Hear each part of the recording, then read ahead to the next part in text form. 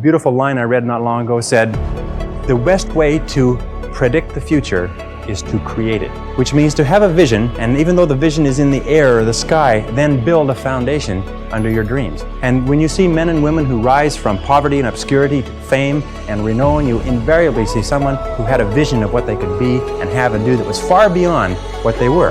Every one of us has had an experience. At one time when we were small, we had a vision of being grown up and having our own cars. And as we grew older, we had a vision of having our own homes and our own families. And as we grew older, we had a vision of traveling and going to Europe. We fulfill all our visions. The wonderful thing is this, is that we always tend to achieve our goals. The problem is that our goals are set so low that even when we do achieve them, they don't turn us on, they don't fill us with enthusiasm. So dream big dreams, if you like, and focus on results, not activities. This is the key. Be clear about the results that you're trying to accomplish. This is one of the keys of peak performance, by the way. All peak performers are result-oriented. All losers or underachievers tend to be activity-oriented. And in activity orientation, what they do is they work very, very hard. Sometimes they work frantically. Sometimes they work longer hours than you do, but they lose sight of the results. Ben Trigo, the strategic thinker, said, the very worst thing in the world is to do very efficiently what need not be done at all.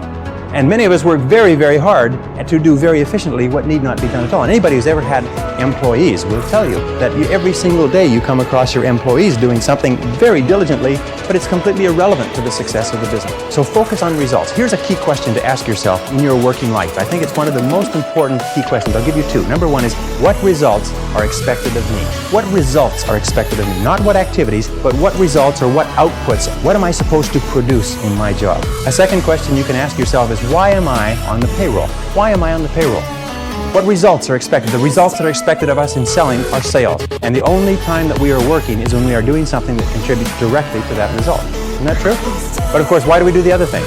I've come to the conviction that the reason why we do the other things is because they are fun and easy rather than hard and necessary.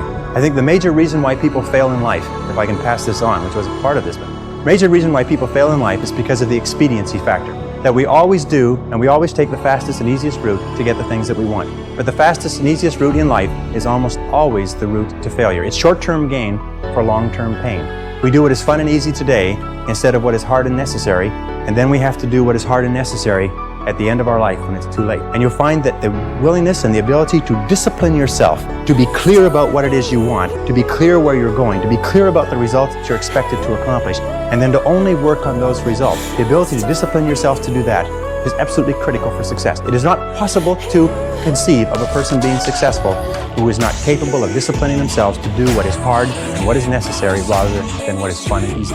And especially when it comes to managing your time, when it comes to looking at what you should do on a day-to-day basis, focus on results, not activities. Now let me give you a method which has helped me. Write out your goals. All goals have to be in writing, by the way. If you don't have your goals in writing, then they're not really goals at all. They're merely wishes. And as they say, a wish is merely a goal without any energy behind it. Have your goals in writing. Write them out very specifically and clearly, and then do this. Every single morning, rewrite your major goals in the first person singular as though they already existed. Rewrite your major goals every single morning. Now, this should take you about 2 to 4 minutes, maybe 5. You can do it all in a paragraph. For instance, if your goal is to earn $50,000 a year, every single morning write, I earn $50,000 a year. If your goal is to be excellent in real estate, say, I am an excellent salesperson in my field. If your goal is to weigh a certain number of pounds, if your goal is to enjoy a certain kind of life, write down your major goals in the first person singular as though they already existed today every single morning. And then every single evening, take about 5-10 minutes, instead of watching television, just before you turn on the television, say, wait a second, I've got to review my progress. And sit down and review what you've done in the course of the day. And say, what have I done right today? What have I done right to move me toward my goals? And the second question is, what would I do differently if I had today to do over again? Those 4 steps, by the way, writing and rewriting your goal each morning, reviewing them in the evening, and asking yourself those 2 questions. What did I do right? What did I do that moved me toward my goals today? And what would I do differently if I had the day to live over? If you'll ask yourself those 2 questions, in the next 30 days, you'll accomplish more than you accomplished in the last 6 months. This is the most incredible method I've ever seen. I learned it some years ago. Just rewrite your goals every morning. The only problem with goals is that we don't set enough of them and we don't set them highly enough. You can have anything you want. Imagine you could have anything that you want, anything that you can hold in your mind on a continuing basis, you can have. Anything that you are crystal clear about wanting and are willing to pay the price to get, you can have. So clarity is the key. Be clear about what you want. Be clear about what you have to do to get it. Be clear about your vision. Be clear, speak, walk, talk, and act with clarity. And that's the final point with regard to clarity. I have seen many men and women who have tripped themselves up by being beaters around the bushers, if you like. They are very careful about whatever they say, and by the time they say it, people have gone home for lunch. And one of the keys to success is to be very straight and to be very clear, be very precise. Interesting, one of the reasons why people do not speak to the point is for fear of offending others. Isn't that true? Fear of offending others.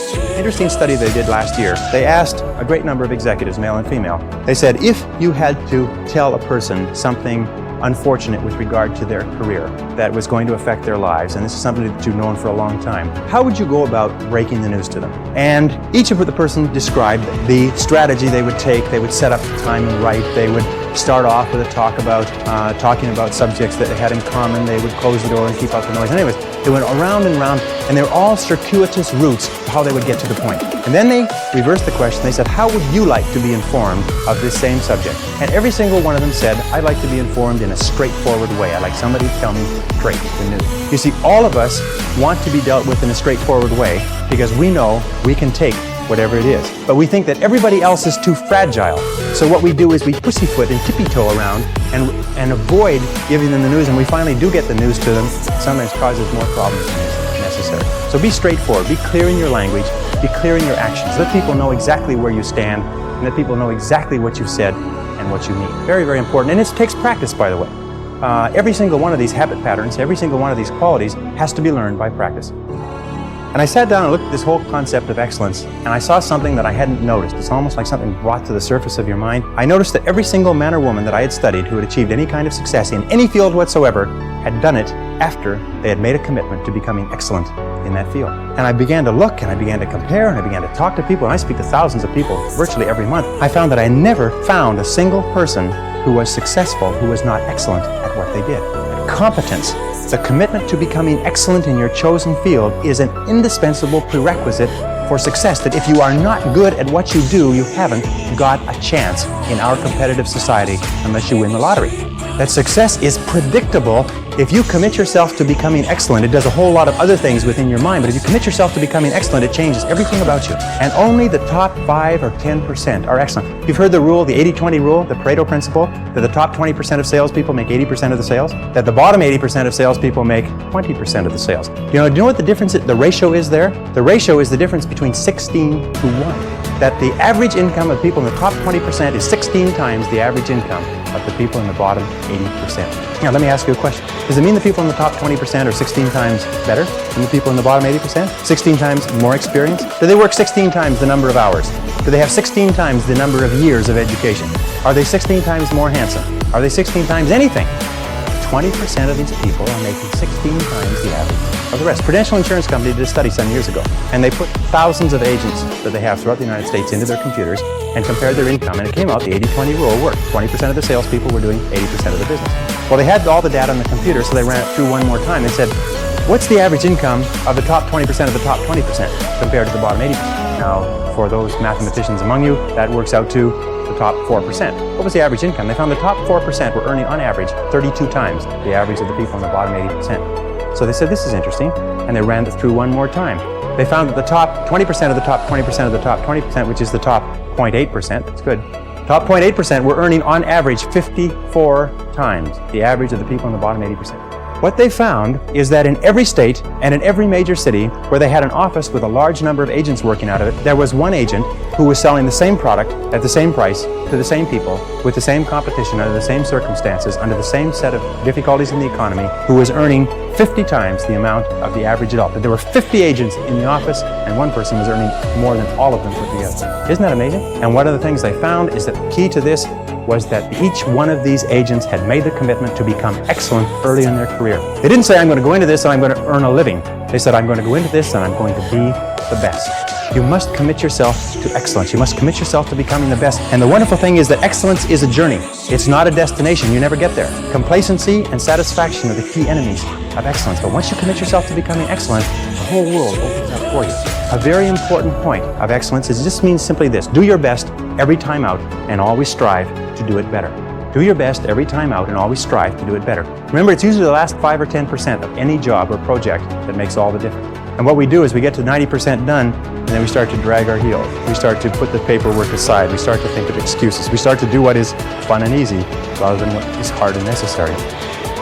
And if you're going to do anything at all, the only time you're going to get any joy out of it is if you do it well. You see, when we do something well, It gives us a feeling of self-esteem, pride. We feel like a winner.